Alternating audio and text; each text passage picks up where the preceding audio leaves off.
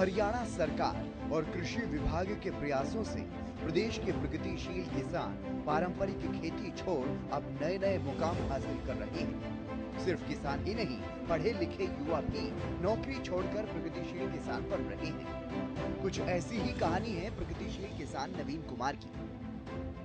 नवीन कुमार यमुनानगर जिले के गांव टोपरा खुर्द के रहने वाले हैं। बीटेक करने के बाद गुरुग्राम में नौकरी करने लगे, लेकिन कुछ दिन बाद ही नौकरी में भविष्य नहीं दिखा। फिर विभागीय मदद से आधुनिक तरीके से मशरूम की खेती करना शुरू कर दिया।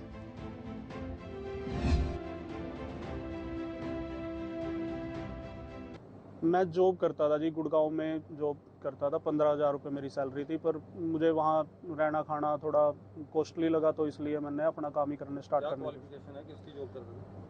मेरी क्वालिफिकेशन है जी बीटेक है। मैंने मैकेनिकल से बैचलर टेक बीटेक करी हुई है। तो मैंने कि लगा कि जॉब वगैरह में कुछ नहीं है, आगे स्कोप नहीं है, तो है भी तो कितना कमा लेगा बंदा, 50-60 हज़ार रुपये पर मंथ कमा लेगा। तो सोचा कि अपना काम ही करते हैं थोड़ा। प्रगतिशील किसान नवीन कुमार का कहना है कि उन्होंने साल 2020 के अंत में ये काम शुरू किया। पहले हॉर्टिकल्चर विभाग से जानकारी ली, बारीकी से सब कुछ सीखा, करनाल में प्रशिक्षण लेकर बागवानी में अपना हाथ आजमाया, सरकार से सब्सिडी का लाभ भी लिया और अच्छा खासा अब मुनाफा कमा रहे हैं। क्या नाम है भाई जी आपका? मेरा नाम है नवीन कुमार। ये मशरूम की खेती कर रहे हो, कब से कर रहे हो और कैसे सोचा था कि मशरूम की खेती शुरू की जाए? ये काम हम 2020 से हमने स्टार्ट किया था। तो थोड़ी हमने हॉर्टिकल्चर वगैरह की तरफ से नॉलेज प्राप्त करी पहले तो इस बारे में। तो हमने ये स्टार्ट काम 2020 के लास्ट में कर दिया था जी। तो इसमें सब्सिडी का भी प्रावधान दिया, डीएचओ साहब से भी बात हुई हमारी।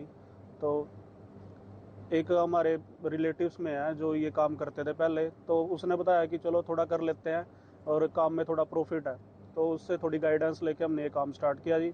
तो हमने किया जब से तो थोड़ा लगा, मतलब 20-50 हज़ार हम पर मंथली इसमें से इनकम कर रहे हैं।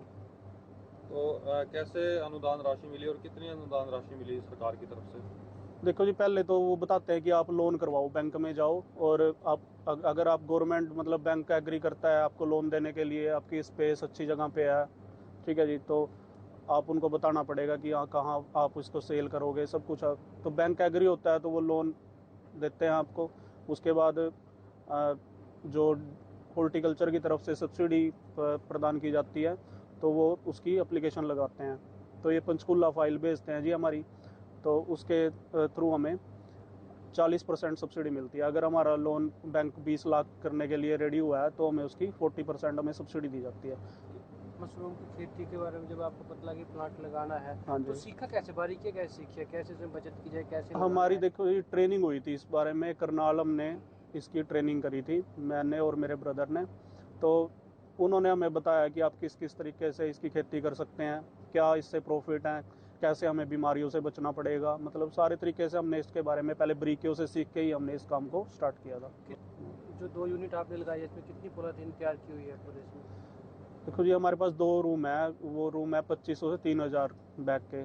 तो हम इसमें अभी तक हमें फिल किए हुए हैं 2400 बैग पर रूम में है। 2 रूम हमारे पास हैं। एक रूम हमारा 3 फ्लैश दे चुका है, चौथी फ्लैश हमारी चल रही है एक में, और एक रूम में हमारे प्रोडक्शन शुरू होने वाली है 10 मिनट बाद। तो क्या आगे भी और बढ़ाने का इरादा है कुछ? अभी हमारा हाँ चल रही है कि हॉर्टिकल्चर से भी बात हो रही थी कि अगर हमें कुछ सब्सिडी वगैरह आगे भी प्रोवाइड की जाए तो हम इसे आगे बढ़ा सकते हैं। प्रगतिशील किसान नवीन कुमार का कहना है कि पहले उनकी खेती में कोई रुचि नहीं थी। उनके पिता पारंपरिक खेती करते थे, जिसमें कोई खास मुनाफा नहीं होता था, लेकिन नौकरी छोड़ने के बाद अब वो मशरूम की खेती कर रहे हैं, जिसमें उन्हें कई गुना मुनाफा हो रहा है। प्रगतिशील किसान नवीन कुमार ने बताया कि अब अन्य किसान भी इस ओर आकर्षित हो रहे हैं, और साथ ही उन्होंने ये भी बताया कि किस तरह से अच्छा मुनाफा कमाया जा सकता है, और सरकार की ओर से जो मदद दी जा रही है, किसान नवीन ने इस बारे में भी जानकारी दी। नहीं, पहले जो खेती करते थे, देखो जी हमारे पापा ही करते थे, हम तो इस लाइन में मतलब नहीं थे खेती बाड़ी में। तो उनके उससे तो मतलब यही था कि 5,000 10,000 गेहूं में कमा लिए, 5-10 हज़ार जीरी में कमा लिए, ज़्यादा मुनाफा नहीं होता था। तो मशरूम में थोड़ा ये लगा है कि हाँ चलो 40-50 हज़ार रुपये पर मंथ बन रहे हैं तो प्रॉफिट है थोड़ा। तो मशरूम फार्म आपने लगाया हुआ है, और हाँ भी जी। किसान जागरूक होते होंगे, आपसे देखने भी आते होंगे और सीखने भी आते होंगे।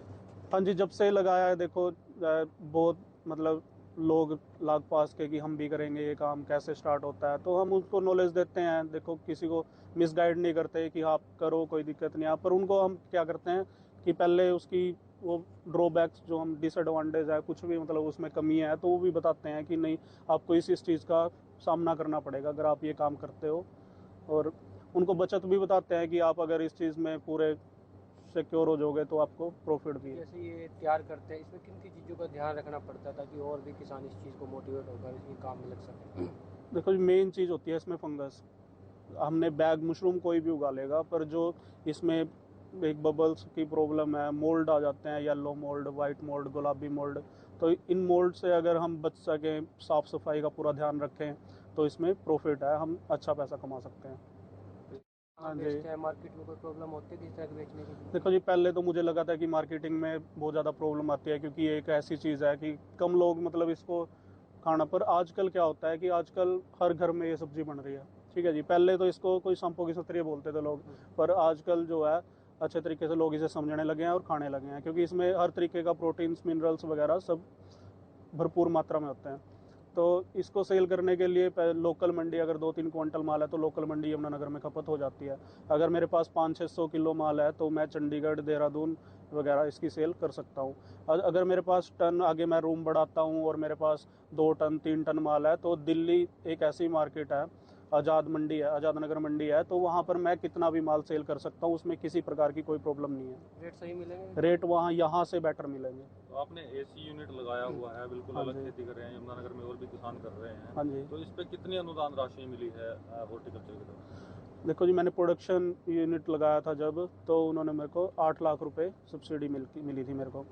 तो अभी जो मैंने कंपोस्ट यूनिट लगाई है तो उसमें मेरे को 4 लाख रुपए जो इनिशियल सब्सिडी है वो मिल चुकी है, और जो फाइनल इंस्पेक्शन रहती है उसकी अगर वो क्लियर हो जाती है तो मुझे 4 लाख रुपए और मिलेंगे। टोटल खर्चा कितना आ गया? टोटल खर्चा कम से कम 60 या 70 लाख रुपए अब तक मेरा आ चुका है। कितना टेम्परेचर मेंटेन रखना पड़ता है? टेम्परेचर हम जैसे फर्स्ट फ्लैश है तो हम अपना टेम्परेचर 15 से 16 के बीच में रखते हैं बैगों का। ठीक है जी, एयर हमारी रहती है यही 14, अगर हम 14 या 13 एयर रखेंगे तभी उसके टेम्परेचर बैग का इतना आता है। अच्छा, जैसे जैसे हमारी सेकंड फ्लैश आती है तो हम एक एक पॉइंट बढ़ाते चले जाते हैं ताकि वो नीचे वाली मशरूम ऊपर निकल सके। इतना ही नहीं, यमुनानगर हॉर्टिकल्चर विभाग के अधिकारी कृष्ण कुमार का कहना है कि वो किसानों को न सिर्फ समय समय पर जागरूक कर रही हैं, बल्कि उन्हें बेहतर ट्रेनिंग देने के लिए करनाल भी सरकारी खर्च पर भेजते हैं।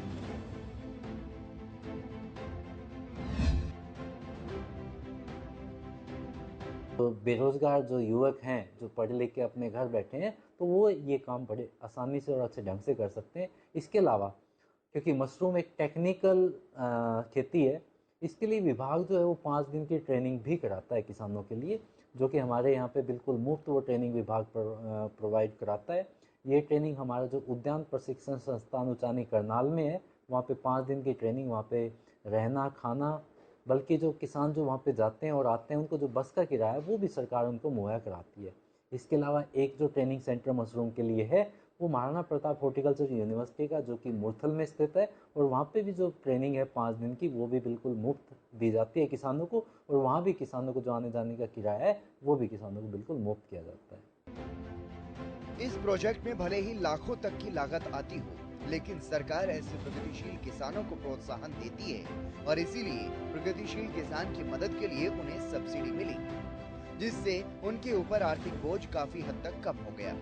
अब प्रगतिशील किसान नवीन सैनी को देखकर और भी किसान उनसे प्रेरणा ले रहे हैं और पारंपरिक खेती छोड़ किसान नवीन की तरह ही सफल किसान बनना चाह रहे हैं।